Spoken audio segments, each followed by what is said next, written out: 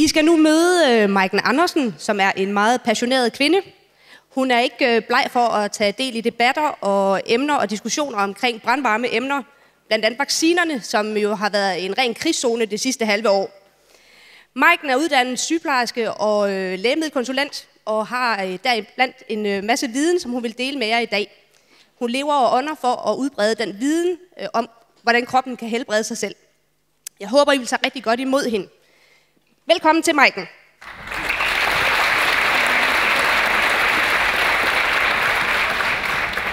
Som Annette hun sagde, så hedder jeg Maiken Andersen og er uddannet sygeplejerske. Jeg har været uddannet sygeplejerske i godt 11 år, men har de sidste 9-10 år arbejdet inden for den holistiske verden som selvstændig holistisk behandler. Jeg har til daglig en klinik beliggende i Esbjerg, hvor jeg laver forskellige behandlinger til folk med problemer med immunforsvaret og til folk med tarmrelaterede gener. Jeg er desuden uddannet lægemiddelkonsulent. Den uddannelse tog jeg egentlig mere af nysgerrighed for at finde ud af, hvad bagsiden af medaljen er ved al den her medicin, vi går og tager til hverdag. Derudover så arbejder jeg som sagt som holistisk behandler inden for tarmsygdomme, hvor jeg råder og vejleder mine patienter i at få en sund livsstil uden medicin. Skal lige se, hvordan den her får. Det vi skal snakke om i dag, det er et emne, der for nogle af jer vil være genkendeligt. For andre af jer, der vil det være helt ny viden. Jeg brænder utrolig meget for at udbrede viden omkring kroppens evne til at helbrede sig selv, hvis den vel og mærket bliver serviceret med de vigtige næringsstoffer, vitaminer og mineraler, som den rent faktisk er bygget op omkring. Grunden til, at jeg har sat et billede op her af vores tarmsystem, er fordi, at 85% af vores immunforsvar, det befinder sig faktisk i vores tarm. Når nu 85% af immunforsvaret sidder i vores tarm, er det også rigtig, rigtig vigtigt, at man ligesom får en forståelse for, hvorfor at det er rigtig mange sygdomme opstår, men ligeledes hvorfor at rigtig mange mennesker faktisk får vitaminmangelsygdomme. Dernæst er det også rigtig vigtigt for at få en forståelse af, hvorfor det er, at det er vigtigt, at man kan have kendskab til kroppens evne til at helbrede sig selv, når vi også snakker vacciner. Fordi tarmsystemet står som sagt for rigtig meget af vores immunisering, så derfor er det vigtigt, at vi sørger for at opretholde en god tarmsundhed. Og det er det, vi lige skal snakke om i hvert fald de første 20 minutter i dag. Jeg plejer at kunne snakke 3 timer omkring det her, men jeg har desværre kun 45 minutter, så jeg vil bede jer om, hvis I har spørgsmål, må I rigtig gerne stille dem, når foredraget er færdigt.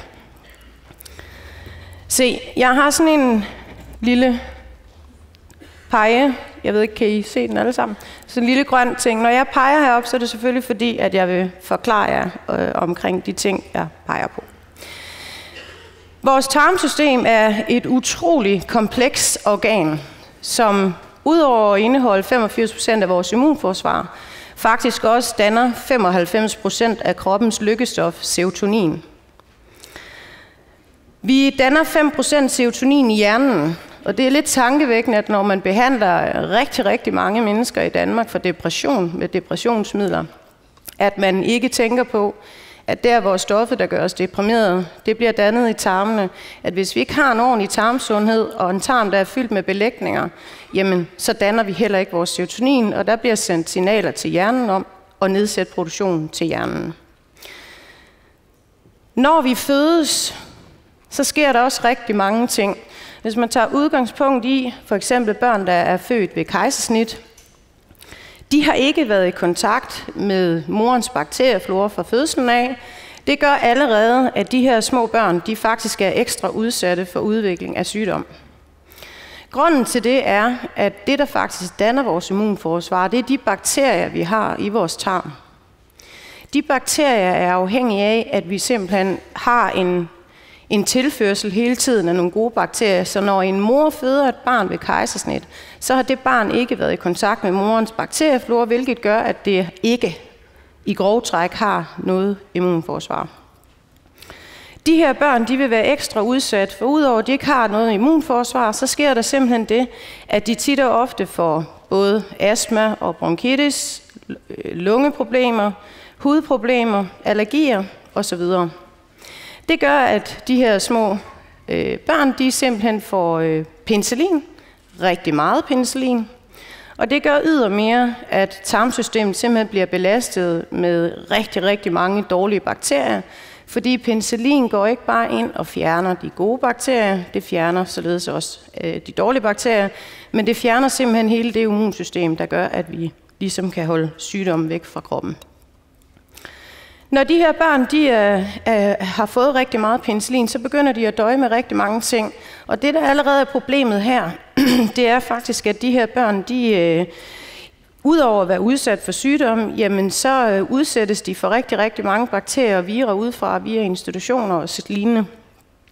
Og det gør jo så ydermere, at når de her små trut så går ind til deres forældre med lægen og bliver vaccineret, så har vi rigtig, rigtig mange børn, der får skader. Og de her skader, de er uoprettelige. Vaccineskader er et emne, jeg vil tage op sidst i foredraget her. Hvis vi kigger på den her del af tarmen, så er det selvfølgelig vores endetarm. Og vores tarm, den flugter sig hele vejen op fra venstre side, herop til bugspytkirtlen. Og vi har vores milt liggende inde bagved. Vi har lungerne heroppe. Går den over her til vores lever- og galleveje, og ned her, hvor det ikke er afbildet, men vi har et lille blindtarmsvedhæng hernede. Det I ser her, det er indgangen fra tyndtarmen til tyktarmen. Det er således, der sidder simpelthen en klap og styrer de signaler, der bliver sendt i kroppen om, at når det er, at tarmen er klar til at tømme sig, så bliver der sendt signaler på den her klap, gør klar til at åbne, så afføringen og maden kan komme over i tyktarmen. Det, der tit og ofte sker for folk i dag, det er, når de er stressede, og når de får for meget medicin, så stopper den her klap her simpelthen med at fungere. Det, der sker, det er simpelthen, at afføringen begynder stille og roligt at hobe sig op i det her område hernede. Det, der således sker, det er faktisk, at det her blindtarmsvedhæng, som sidder hernede, som vi faktisk har fået tudet ørerne fulde om, siden vi var børn, at blindtarmen ingen betydning har. Blindtarmen er utrolig vigtig for hele vores immunitet, hele livet igennem. Og det er den, fordi at den indeholder alle de her probiotiske bakterier, som simpelthen udgør størstedelen af vores immunforsvar. Det er således, hver gang vi er udsat for påvirkning, der går ind og påvirker tarmen, så bliver der simpelthen udsendt probiotiske bakterier via vores blindtarm ud i vores tarm, så det simpelthen retter op for floraen igen. Det, der er med mennesker i dag, det er, at faktisk allerede i en tidlig alder får man fjernet blindtarmen. Det er meget problematisk, specielt for børn, fordi igen vil de her børn her ikke have noget forsvar. Og hele vejen op igennem livet vil de her børn være meget, meget udsat for sygdom. Når afføringen den ligesom bare kommer over her, fordi klappen her er meget styret af vores tanker og vores følelser og stress og også medicin, jamen så danner rigtig mange mennesker simpelthen udposninger. De bliver også på fagsprog kaldt divertikler. Der sidder måske allerede en del af jer herinde, der ved, hvad divertikler er, fordi I sikkert har fået det konstateret ved jeres læge. Men det, der er problemet, det er, når de her divertikler, og det jeg gør her, det er, jeg prøver lige på at vise jer, hvordan tarmen den simpelthen udvider sig. Den laver sådan en hel pose og puster sig op. Og det har rigtig mange mennesker, og det vi snakker om her, det er skjult forstoppelse. Der har rigtig mange patienter, der kommer til mig hver dag og siger, med Maiken, jeg har ingen problemer med min tarm. Jeg har på toilettet hver dag og spiser sundt og således. Men problemet er, at vi mærker ikke de her ting. Jeg plejer at sige, at vi børster vores tænder for at undgå huller og tandrodsbetændelse. Jeg vil komme til at sige det rigtig mange gange, men hvis ikke vi husker at passe på vores tarm, som er hele den motor, der får systemet til at fungere, både op til hjernen, vores hormonsystem, vores fordøjelse og i særdeleshed optagelsen af vitaminer og mineraler. Så ligesom vi børster vores tænder for at undgå huller og belægninger og tandsten, vores tarmsystem er hver evig eneste dag udsat for al den mad, vi spiser. Og al den her mad, den sætter sig altså af og til fast i vores tarmsystem. Og vi har ikke et selvrensningssystem i tarmen, der kører en toiletbørste igennem, når det er, vi har spist, som vi ligesom tager toiletbørsten i vores toilet. Men det er rigtig vigtigt, at vi holder den ren og fin. Når den her udposning den får lov til at få grobund igennem længere tid, så opstår der belægninger i tarmene. Og de her belægninger, de er simpelthen en tikkende bombe for os mennesker. Men vi hører aldrig om det. Vi hører aldrig nogensinde om, hvor vigtigt det er, at vi fjerner de belægninger fra vores tarm, som rent faktisk hver evig eneste dag bliver opslugt og siver over i blod, muskler, led og bindevæv og forpurrer hele vores system, vores kredsløb, vores hjerne og resten af kroppen. Som I kan se her, så er det her en tarm, der har det rigtig godt. Det er via tarmenes slimhinde, at vi blandt andet optager vores vigtige næringsstoffer. Der opstår faktisk rigtig mange vitaminmangelsygdomme, hvis vi har en slimhinde, der ikke kan optage næringsstoffer. Og det er også et kæmpestort problem for rigtig mange mennesker. Så derfor er det altså vigtigt, at vi har en slimhinde, der er ren. De her belægninger her, det kan se meget værre ud end det her. Men de her belægninger her, det er det, man kalder en direkte toxic colon. Det vil sige en tarm, som simpelthen dagligt lægger affaldsstoffer til vores blodbane blandt andet, og siver rundt med blodet og forpurrer resten af kroppen. De her belægninger her, det er en blanding af gammelt affald, men det er også i særdeleshed belægninger som candida-svampe. Og mange de ved godt, at vi skal have svampe i tarmene, fordi det indgår som en naturlig del af vores immunforsvar. Men i det øjeblik, at de svampe her de bliver næret af stresshormoner, forkert kost, sukker og medicin, ja, så vokser de sig fra det, man kalder en encellet til en tocellet organisme, der simpelthen danner nogle meget, meget giftige rodnet rundt i kroppen. Jeg vender lige tilbage til den anden her. Hvor den her. Men tilbage til det her med udposningerne her. En patient, der har udposninger i højre side, vil typisk døje med hoftesmerter. De her smerter, de opstår simpelthen som følge af, at det her afføring ligger inde i den her udposning og trykker ud på de omkringliggende organer. Det trykker på muskler, det trykker på led, specielt ved folk lider af iskiasmerter, lændeproblemer, ondt i ryggen, fordi at afføringen her sidder simpelthen kompakt og trykker ud på hofterne. Ydermere, jamen altså, så forplanter den her forstoppelse helt herop til vores galdeblære og vores lever. Og når vi snakker skjult forstoppelse, så skal det lige pointeres, at vi sagtens stadigvæk kan gå på toilet, også op til mange gange om dagen. Det kan vi, fordi at det afføring, der er skudt, det siver bare ved siden af. Så det siver bare rundt i systemet her, og det kan gå overvis, inden vi opdager, at vi faktisk er skjult forstoppet. Før folk kommer til mig, eller ringer til mig og spørger mig, jeg har ondt i min lænd og min ryg, kan du hjælpe mig? Det kan jeg godt. Fordi når folk de begynder at få løsnet op i de her udposninger, så fjerner man nemlig faktisk symptomerne på deres hoftesmerter, eller lændesmerter, for så videre. Når den her belægning og udposning bare får lov til at stå til uberørt, så forplanter det sig herop til vores galdeblære og vores lever. Og her er det faktisk begynder at blive rigtig farligt for kroppen også. Fordi når det er, at vi har noget, der sidder og trykker op på vores galdeblære og vores leverhop, så begynder den ikke at kunne fungere, som den skal. Vores lever omdanner blandt andet glykogen til glukose, og faktisk en rigtig vigtig energikilde i forhold til vores hjerne blandt andet. Men alle de her problemstillinger, der opstår, når lever og galdeblære, de simpelthen bliver påvirket, det mærkes også i kroppen. Og I skal huske på, alle de symptomer, som opstår fra en tarm, der ikke har det godt, det er symptomer, som vi bliver fyldt gang på gang på gang med medicin for, som har bivirkninger, som vi får noget nyt medicin for. Rigtig mange mennesker, de har galdesten siddende i galdeblæren uden at vide det. Folk de siger, at jeg har ikke ondt. Man behøver sikkert at have ondt, selvom man har en galdeblære, der er fyldt med galdesten. Problemet er, at de her galdesten, de sidder simpelthen og lukker af, for at galden også skal komme ud. Det har sammenhæng med blandt andet vores fedtstofgift og rigtig mange andre processer i kroppen, at vi har galde til stede i vores mad. der kommer igennem tarmen her. Men når det er galdeblæren er fyldt med galdesten, så sidder den til sidst simpelthen og trykker på tyktarmen. Så tyktarmen, i stedet for at sidde heroppe, så kommer den faktisk til at hænge hernede. Og det er tit og ofte det, der gør, at mange de får sådan en mave, der sidder hernede, som bliver tykkere og tykkere rundt om maven. Det er selvfølgelig klart, jo mere og jo flere udposninger man har i tarmene, jo flere dårlige forrådnelsesbakterier dannes der også i tarmen, jo mere luft dannes. Det vil sige, folk de bliver bare ved med at blive tykkere og tykkere og tykkere på maven. Det er klart, når man sidder og har noget, der simpelthen bliver ved med at sidde inde i tarmene, så vil kroppen jo selvfølgelig følge med.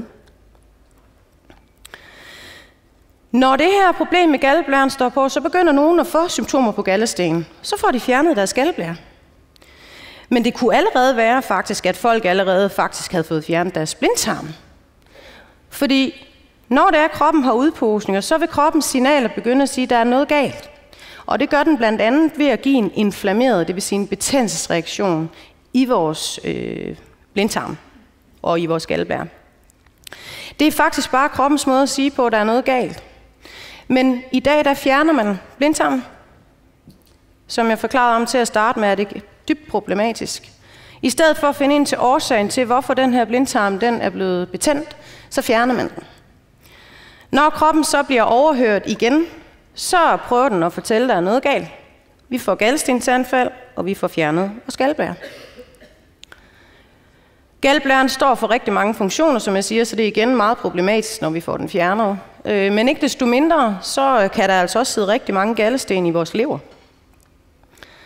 Når folk får sygdomme relateret til leveren, så er det første sted, man skal kigge, er om folk de har rigtig mange galdesten siddende, der simpelthen gør, at leveren ikke kan afgifte vores blod.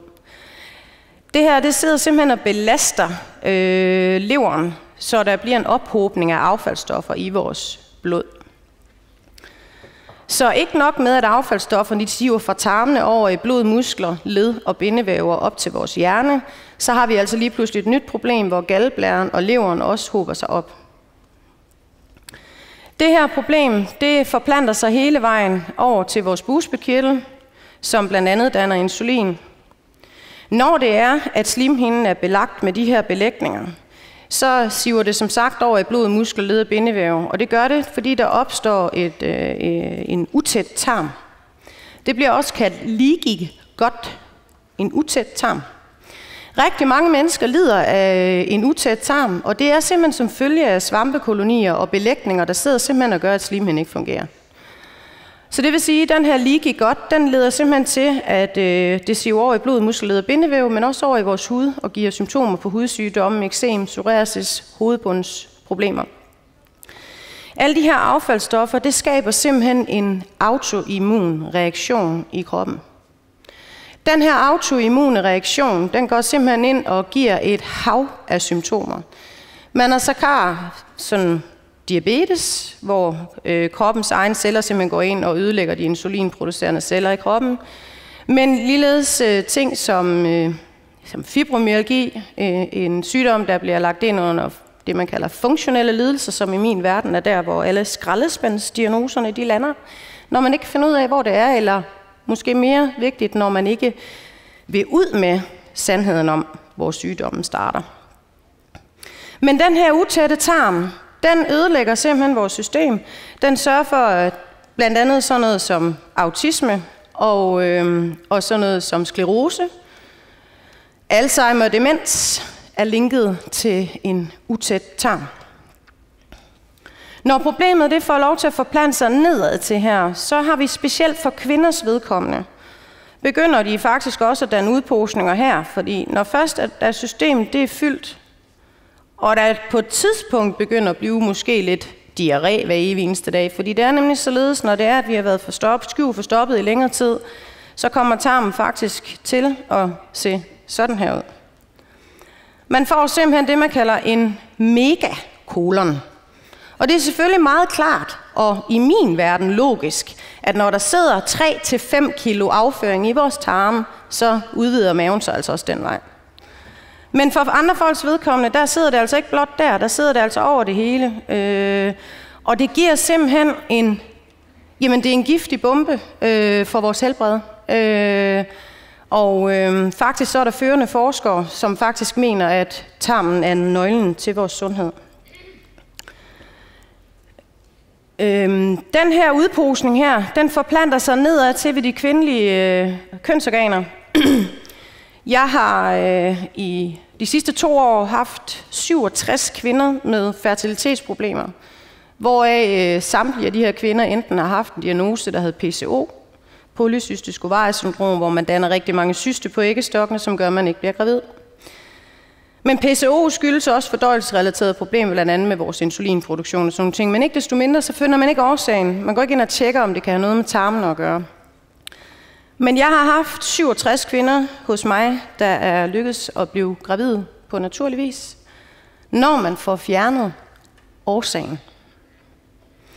I den her forbindelse, der kan årsagen være, at afføringen simpelthen sidder og trykker på vores livmoder, der sidder lige hernede, og enten kan gøre, at den er foroverbøjet, men den sidder således altså også og trykker på æggestokke og æggeleder, så æggelederne og æggestokken kommer til at sidde som sådan en lidt for kogt asparges. Det gør også, at kvinder får problemer med deres æggeløsning og deres naturlige menstruationscyklus. Når vi skal ind og snakke vacciner her lige om et øjeblik, så skal jeg snakke om også, hvordan det går ind og påvirker kvindernes evne til at blive gravid. Men det her afføring, det hober sig simpelthen op og sidder og trykker på livmoder og æggestokke. Ved mænd, der sidder det simpelthen og trykker på prostata og sørger for at give en rigtig masse andre problemer.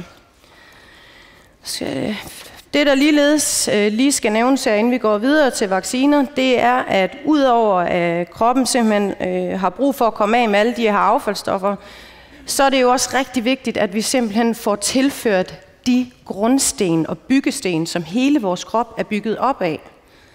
Der er mange, der siger, at jeg tager vitamin og mineral hver evig eneste dag. Ja, og det er rigtig flot. Men hvis de ikke bliver optaget i tarmene, fordi vi har den belægning siddende, og det har vi alle sammen. Hvis ikke de bliver fjernet, og vi sørger for at holde vores tarm ren, så optager vi ikke de her ting. Og de her ting, de skal simpelthen optages, og vi skal have dem tilført, fordi vi lever i et samfund, hvor vores landbrugsjord er fuldstændig udpiget for hver form for vitamin og mineral. Så vi skal have dem tilført. Det er det, vi er bygget op af. Vi er opbygget af 90 livsvigtige vitaminer og mineraler. Hvis ikke vi får dem tilført, så bliver vi syge. Der opstår rigtig mange vitaminmangelsygdomme bare på ét mangel på vitamin. Mangler vi D-vitamin, så giver det blandt andet depression og problemer med knogler osv. Men hvor tit hører I om det? Der er ingen, der går ind og tjekker din vitaminstatus i kroppen, før de laver en diagnose i dag. Men hvis man igen ikke får årsagen fjernet, så vil problemet vokse sig større.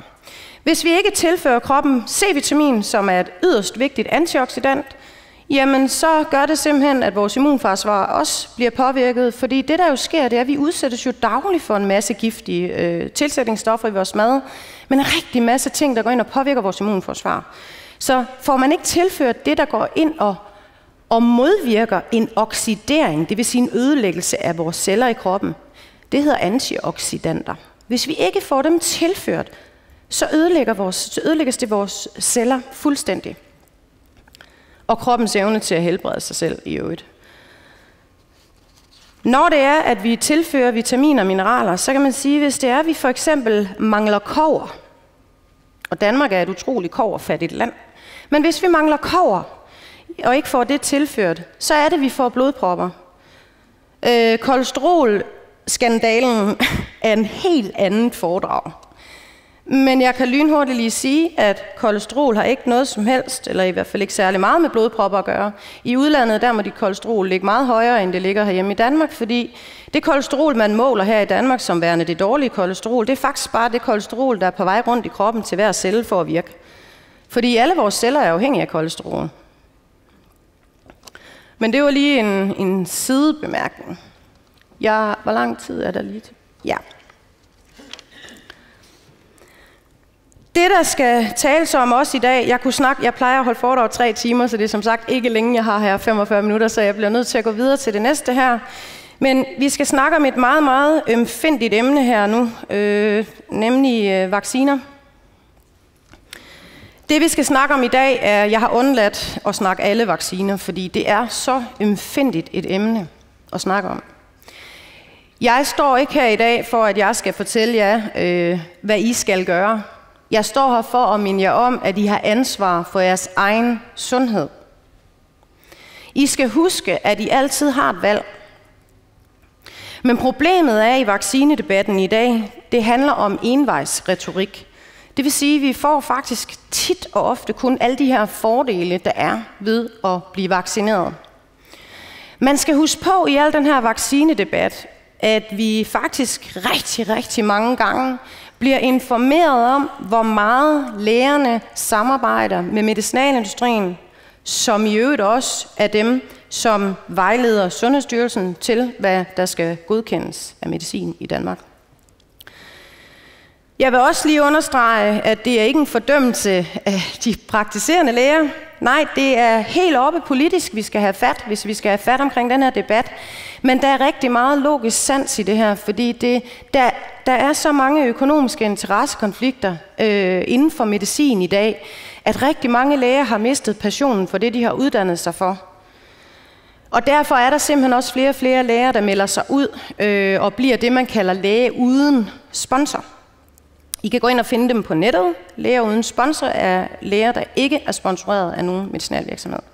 Der er 4500 læger og sygeplejersker, der har samarbejdet med medicinalindustrien i dag.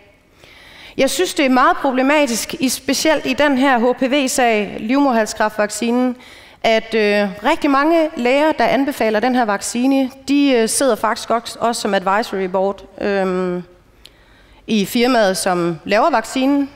De går ud og holder foredrag for firmaet bag vaccinen. Jeg synes, det er voldsomt problematisk, at vi har et land, hvor det overhovedet er lovligt. Det er vores sundhed, vi snakker om her. At vi skal lade os guide af nogle mennesker, som har økonomiske interessekonflikter i at forklare om de gavnlige effekter, deres medicin har. Derudover skal man huske på, at de der undersøgelser, der bliver lavet omkring vacciner, de bliver lavet af firmaerne selv. HPV-vaccinen. Jeg bliver altid sådan, får lidt en klump i halsen, når jeg skal snakke om det her emne.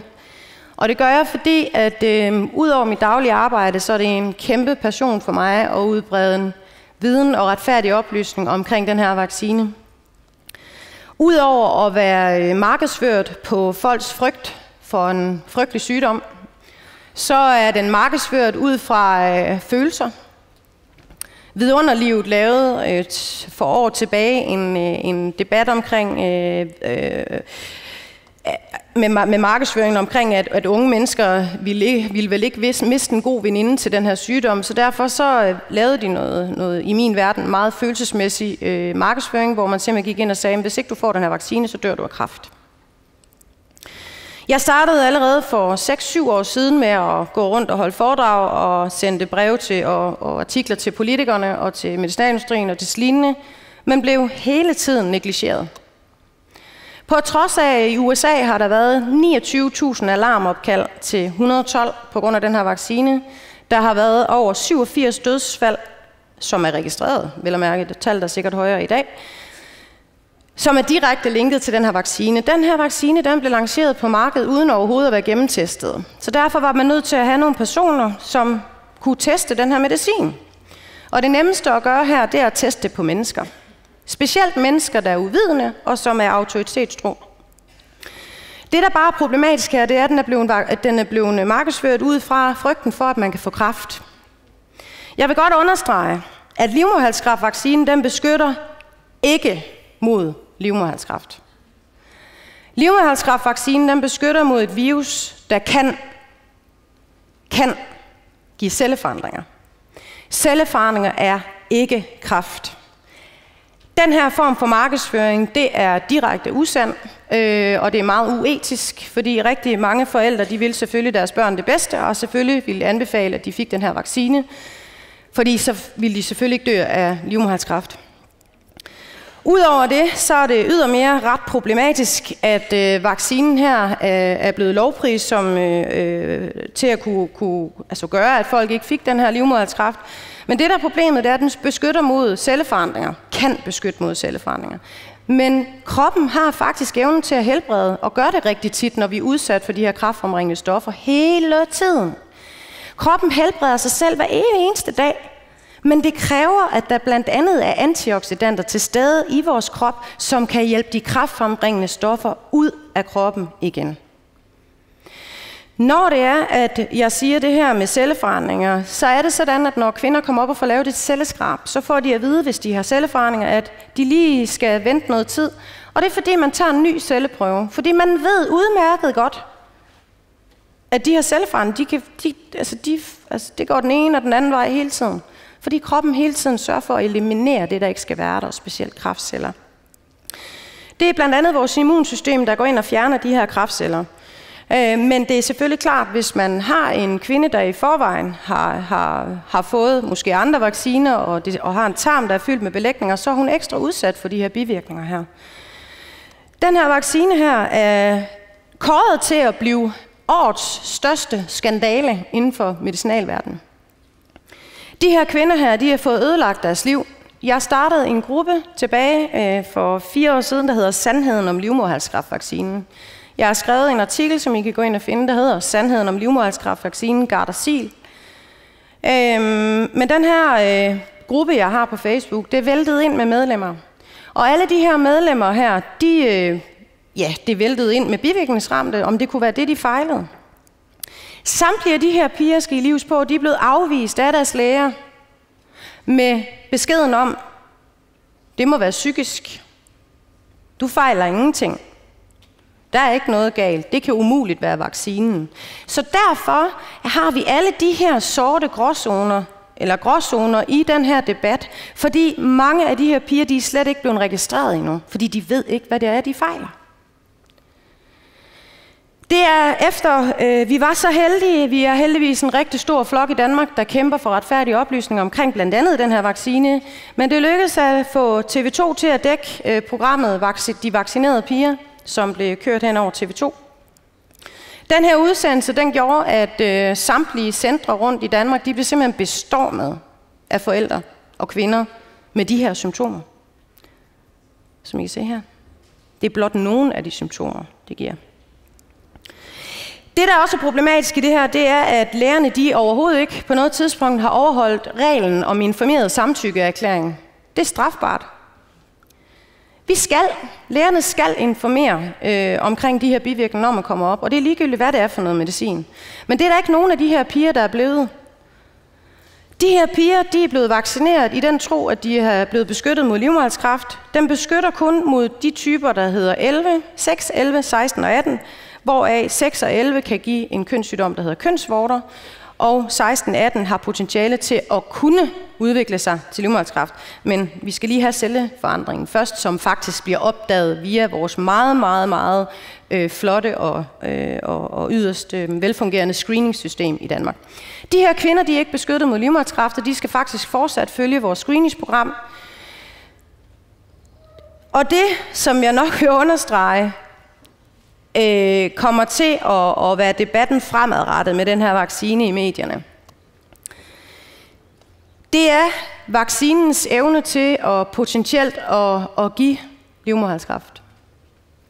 Det er sådan, at Merck, som har lavet den her vaccine, de har lige glemt at fortælle, at hvis de her kvinder de har været udsat for HPV i forvejen i kroppen, det var ligesom det, der gjorde, at man lancerede vaccinen. Det var for, at man mente, at rigtig mange kvinder havde HPV latent, det vil sige dvale i kroppen i forvejen. Det, man bare lige glemte at sige, det er, at vaccinen har potentiale til at øge chancerne for at få livmoderhalskræft med 44,6%, hvis man har HPV i forvejen. Det, der også er problematisk, det er, at mange af de her kvinder her, de allerede har været seksuelt aktive. Så selvfølgelig har de højst sandsynligt HPV i kroppen. Men man har ydermere ikke engang været inde og teste, om de havde HPV. Nej, man har bare givet dem vaccinen velvidende, at den har potentiale til at øge det, du faktisk har fået den for. Det kan give, det er alle mulige ting. Det er sklerose, det er død, det starter tit og ofte med besvimelsestilfælde. Den her besvimelse og de her neurologiske hjernepåvirkninger, der sker i hjernen, det sker også via faktisk vores tarmsystem. Fordi at vi har nemlig hele vejen gennem vores tarmsystem og vores krop en nerve, der hedder vagusnerven. Den her vagusnerve, den sender signaler op til hjernen, når der er noget galt nede i tarmen. Og tarmen bliver også påvirket af de her vacciner, fordi de indeholder en hel del, blandt andet aluminium og så meget andet, men det øger også svampevæksten i tarmene. Og alle de her problemer, de ryger direkte med den her vagusnerve via signaler op til hjernen til forskellige steder. Ved de her HPV-piger, der har 6 ud af 10 HPV-bivirkningsramte kvinder, de har irritabel tyktarm. Irritabel tyktarm, det opstår selvfølgelig, fordi der er noget, der sidder og irriterer slimhinden. Det er meget logisk, når man tænker over det, men vi tænker bare ikke over det. Men det går simpelthen op og forpurrer hjernen på de her piger her, så de får tit og ofte det, man kalder neurologiske udfald. Det er blandt andet sådan noget som besvimelse og nedsat kraft i arme og ben. Rigtig mange af de her piger her, de er udsatte for at falde rundt og kan ikke passe deres skole og har faktisk fået ødelagt hele deres liv. Når man som jeg blandt andet er i kontakt med rigtig mange bivirkningsramte familier, så bliver man meget berørt af det her emne. Jeg synes, det er dybt problematisk, at man har et sundhedsvæsen i dag, hvor man simpelthen ikke kan stole på de her informationer, man får. Og ydermere bliver de her kvinder og deres familier, de bliver ladt i stikken og bliver ikke hjulpet nogen steder, men må selv betale flere 100.000 kroner for at få alle de her giftstoffer ud af kroppen igen. Nogle af dem bliver aldrig normale igen. Jeg har også en gruppe på Facebook, der hedder Oplysning om medicin og sundhed, vi aldrig hører om. Der har jeg lagt en del videoer ind, optaget af de her piger, når de får deres anfald af kramper osv. Alle de her forskellige ting her, som I ser her af bivirkninger, det er jo igen ting, som folk de får medicin for, men det største problem er, at på trods af at politikerne har været inde i den her debat og bedt Sundhedsstyrelsen simpelthen om at oprette specielle enheder til de her kvinder nu, fordi, tro mig, det er væltet ind efter med information om nye kvinder. Vi er oppe på mange tusind kroner, eller 1000 mennesker, der er offer for den her vaccine her. Og så er der hele den her gråzone, vi slet ikke ved, hvor er han endnu. Men det er, der er faktisk 2 års ventetid på noget, der hedder Synkopecenteret i København. Og det er der, fordi det simpelthen vælter ind med nye bivirkningsramte kvinder, men de bliver ladt i stikken, der er ingen, der hjælper dem. Der er ingen, der sørger for, at de her kvinder de har en mulighed for at få et normalt liv igen. Og rigtig mange forældre bebrejder sig selv, at de overhovedet har troet på den her debat. De her kvinder bliver afvist ved deres egen læge. Jeg har været ved en 6-8 patienter, unge piger med deres læge og banke i bordet og sige, nu bliver de nødt til at sende den her henvisning. Jamen, det har ikke noget med vaccinen at gøre. Hvor mange tror I, der går rundt derude, der har blandt andet vaccineskader, hvor det faktisk slet ikke bliver indberettet? Det er et kæmpe stort problem. Men I har selv muligheden for at gå ind og indberette jeres bivirkninger via Sundhedsstyrelsens hjemmeside. Jeg vil i 2016 oprette en forening for større patientsikkerhed. Og det vil jeg, fordi at jeg kunne godt tænke mig, at folk kunne indberette deres bivirkninger til en database hos mig. Og så kunne jeg godt tænke mig at se, hvordan tallene så ud, når man sammenligner dem, Sundhedsstyrelsen har modtaget. Jeg vil anbefale jer en rigtig god bog. Tak. Jeg vil lige her afslutningsvis anbefale jer en rigtig god bog af Peter Gøske. En meget, meget prisvindende bog omkring dødelig medicin og organiseret kriminalitet, og hvordan medicinalindustrien simpelthen har korrupteret hele vores sundhedsvæsen. Det lyder meget konspiratorisk-agtigt. Men desværre er det bare sådan, at vi kan ikke altid stole på vores sundhedsvæsen. I skal tage ansvar for jeres eget helbred og jeres eget liv, fordi der er ingen andre, der gør det for jer. Afslutningsvis har jeg lige jeg ved ikke, om I kan se det, men det er simpelthen, hvor mange læger og eksperter, der faktisk kan opkøbe på forhånd af medicinalindustrien. Der er bare 586 læger, der er opkøbt af firmaet Pfizer. Men tag ansvar for egen sundhed, oplys dig selv, ingen kan vælge, hvad der er bedst for dig. Lad din medicin være din mad, og din mad være din medicin. Husk, at I har altid et valg. Jeg er ked af, at jeg ikke har mere tid. Jeg kunne snakke meget længere omkring de her ting. Jeg vil faktisk lige citere, at jeg kunne godt tænke mig at lave et helt nyt lægemiddel. Det skulle hedde Idiotin fra firmaet Galimatias AS, fordi det fjerner nemlig alle symptomer på sund fornuft og logisk sans. Tak for i dag.